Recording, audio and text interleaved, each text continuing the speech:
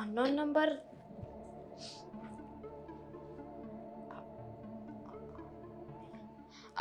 ભાભી, ભાભી.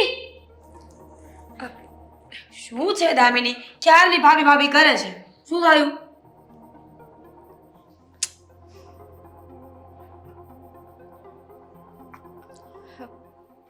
આદિત્યના ફોટા છોકરી સાથે? એક મિનિટ, મને વોટ્સઅપ પર કોઈ અનનોન નંબરમાંથી આવ્યા છે. હું ફોન કરું કે આ ફોટા ક્યાંથી આવ્યા? ફોન સ્વિચ ઓફ આવે છે અને દામિની, હું ટ્રુ કોલર પર જોઉં કે આ નંબર કોનો છે. કોઈ ડેટા નથી. ફોન બંધ જ આવે છે. આ ફોટા મોકલીને કોઈ સાબિત શું કરવા માંગતું હશે? કેટલી વખત પૂછ્યું તું મેં એને કે મને સાચું કહી દો, કોણ છે? શું કામ આવું કરો છો? શું કામ તમારો જીવ ઘર કરતા વધારે બહાર ભટકે છે? મને ક્યારેય કંઈ સાચું ના કહ્યું. પણ જુઓ, આપણને ખબર નથી કે આ છોકરી કોણ છે ને. દામિની, એમનામ ફોટા આવી ગયા. જો તું તારા જેઠનો પક્ષ લેવાની કોશિશ ન કર. આ પ્રૂફ છે કે આદિત્ય અત્યાર સુધી મારી લાગણીઓ સાથે રમતા રહ્યા છે. જુઓ ભાભી, તમે શાંત થઈ જાઓ. હું તમારી ભાવનાઓને સમજી શકું છું, પણ પહેલા છે ને આપણે વાત શું છે ને જાણી લેવી જોઈએ. નથી જાણવું, કંઈ નથી જાણવું મારે. એણે મારી સાથે દગો કર્યો છે દામિની. અરે મેં 50 વખત પૂછ્યું તું ને કે મને સાચી હકીકત કહી દો, હકીકત કહી દો. પણ એવું બની શકે ને કે આદિભાઈ ક્યાંક ફસાઈ ગયા હોય. પહેલા એ જાણવું જરૂરી છે કે આદિત્યભાઈને એવી તો શું જરૂર પડી કે એમણે કોઈ પર સ્ત્રી સાથે સંબંધ રાખવા પડ્યા. ફસાઈ ગયા હોય તો કહેવાતું નથી. જ્યારે હું પૂછું ત્યારે નાના કિકલા હોય છે. હર વખત એક જ વાત કે હું ફક્ત મારા કામને લઈને સ્ટ્રેસમાં છું, પણ ક્યારેય મને સાચી હકીકત ના કરી. હે ભાભી, એવું હોઈ શકે ને કે આ છોકરી આવી રીતે ફોટા પાડીને ભાઈને બ્લેકમેલ કરતી હોય. બની શકે ને એવું. હની ટ્રેપ એવું હોઈ શકે ને કે ભાઈને ફસાવવામાં આવ્યા હોય. ભાઈનો આમાં કઈ વાંક ના હોય. પણ અત્યારે જુઓ, આજકાલ તો છે ને આ બધું બહુ ચાલી રહ્યું છે. હું કહું છું ને, તમને લાગે છે કે ભાઈ આવું કરી શકે? દામિની, જો તું મારું મન રાખવા આવું કઈ બોલતી હોય ને તો ના બોલતી. હું સાચું કહું છું. અને તમને ખબર છે, દેવાંગ મને કહેતા હતા કે ભાઈએ 10 લાખ રૂપિયા આ કંપનીના હિસાબ કિતાબમાંથી લીધા છે અને ક્યાં કયા પૈસા વાપરે છે ને એ પણ ખબર નથી હોતી. પૂછીએ ને તો કઈ જવાબ નથી દેતા.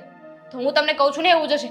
આ છોકરીએ છે ને ભાઈને ફસાવ્યા હશે અને ભાઈને બ્લેકમેલ કર્યું હશે. કીધું હશે કે મને પૈસા આપો, અને એટલે જ બિચારા ભાઈ મૂંઝાતા હશે. આપણે ભાઈને સમજવાની કોશિશ ના કરીને હજુ એ ભાઈને ખોટા સમજીએ છીએ. આપણે વાત કરવી જોઈએ. પણ વાત શું કરશું? હું તો શું વાત કરી શકું?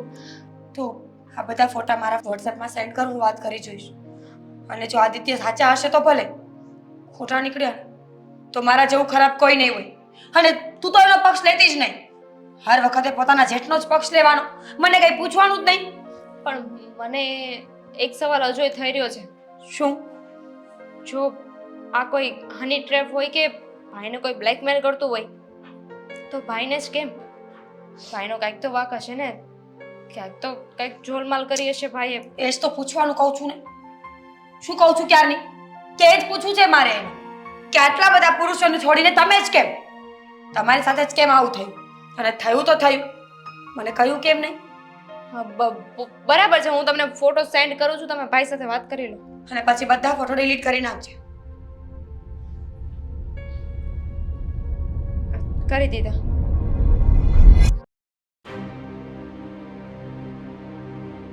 ખરેખર આ મોટા ભાઈ આટલી મોટી મુસીબતમાં ફસાયા છે તો એમણે કેવું તો જોઈએ ને ઘરમાં કે આવું થયું છે. દેવાંગભાઈ, ન કહી શક્યા હોય તો જ ન કીધું હોય ને. એ કઈ સારી બાબત થોડી છે કે ઘરમાં આવીને બધાને ખુશખબરી આપે.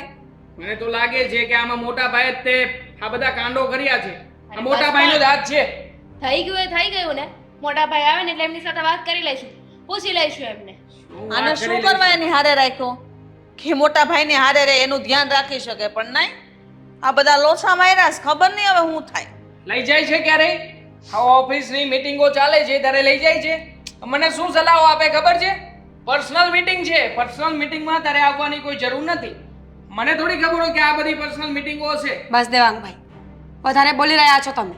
જ્યાં સુધી વાતની ખબર ન હોય ને ત્યાં સુધી આપણે બોલવું ન જોઈએ. સાચું જ બોલી રહ્યો છું. અને આમ પણ આ સાચું બોલીએ એટલે કડવા લાગીએ. મારો નહીં મને. જો છોડી દે. છોડી દે મને. આદિ આદિ અરે છોડો એને. અરે કાળું તું જો હા મારી પાસે છે ને ફક્ત ને ફક્ત આ ઘર છે. હું આ ઘર આપી દઈશ. હવે મારી પાસે કઈ નથી બચ્યું. દેવાંગ સમજાવ ને તું આને. આને સમજાવ તું. હા મારી પાસે પૈસા માંગે છે. મને મારવાની ધમકી આપે છે. મારી નાખશે મને. જો મારવા માટે ઘર સુધી પહોંચી ગયો છે. મોટા ભાઈ હું આને શું કહેવાનું? કાળું તમે કેમ ઓળખો? આની પહેલા પણ બોલ્યા હતા.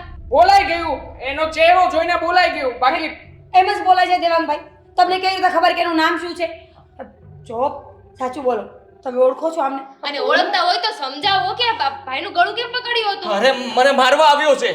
પૈસા માંગે છે મારી પાસે. બ્લેકમેલ કરે છે. કેમ ભાઈ? દેવાંગ. મારા દીકરાથી એવી કઈ ભૂલ થાય કે તમે ઉઘરાણી કરવા અહીંયા આવી ગયા? આ ફંડ આ મોટા ભાઈએ પૈસા લીધા હોય તો ઉઘરાણી તો કરવાનો જ છે ને. આમ પણ આ જે કાંડ કર્યા છે એ કઈ ઓછા થોડી છે. પછી તો આવા માણસો પાછળ પડવાના જ છે ને. આપી દો. કેટલું બોલીશ? મોટા ભાઈ હા આજે ખાલું સાચું બોલ. બસ હવે કઈ છુપાવવાની જરૂર નથી. આપણો ભાંડો ફૂટી ગયો છે.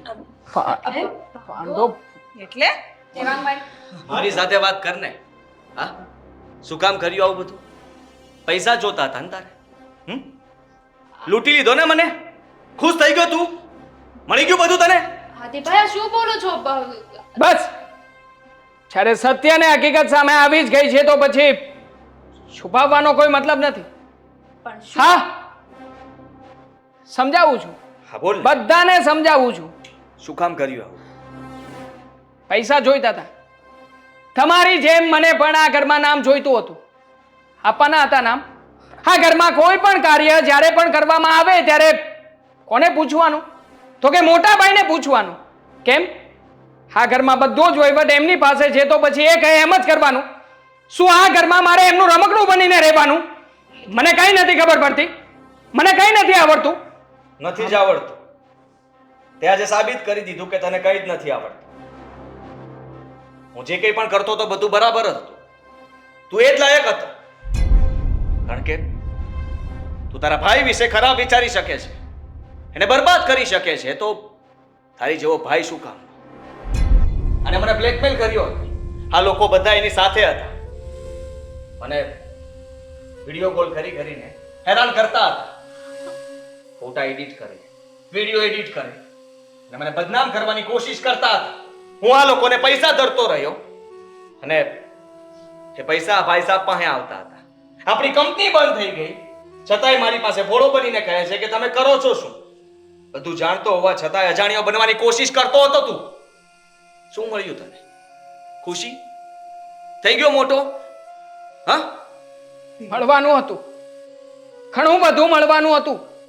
જો આજે આ ભાંડો ના ફૂટ્યો હોત ને તો હંમેશા માટે રસ્તા ઉપર લાવીને છોડી દે તમને. દેવા તને જરા છે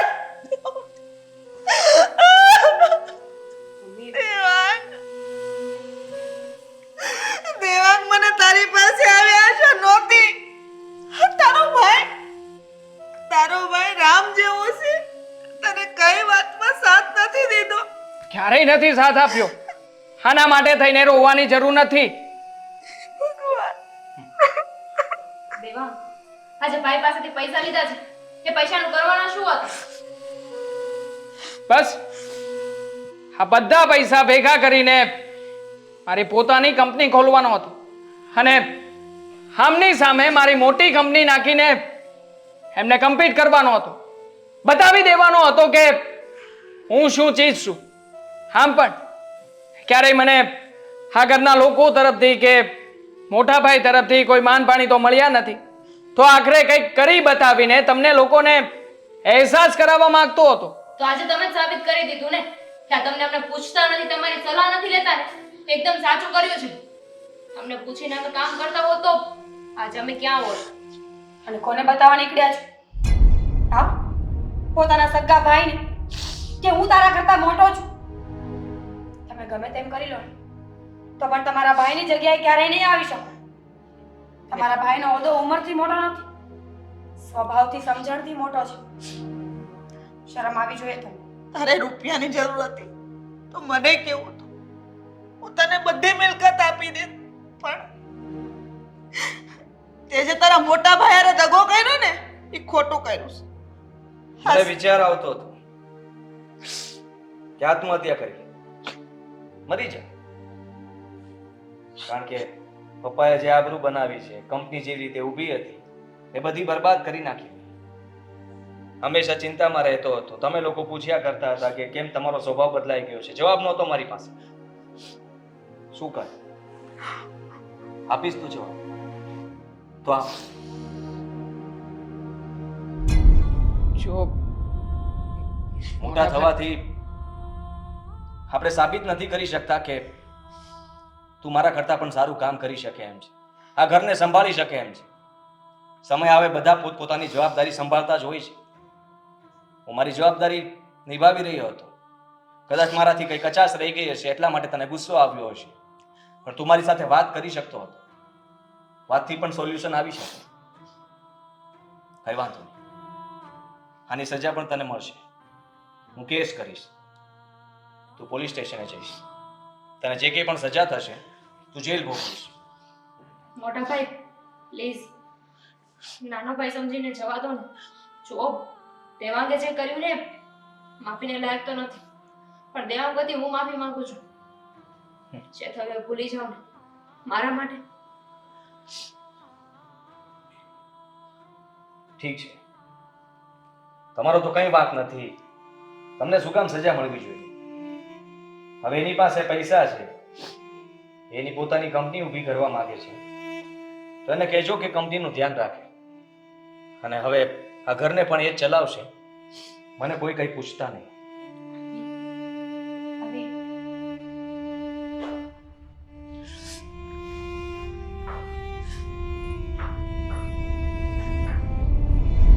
હેલો મિત્રો, જો તમને અમારો વિડીયો પસંદ આવ્યો હોય તો અમારી ચેનલને લાઈક કરો, શેર કરો અને સબસ્ક્રાઇબ કરો. Thank you.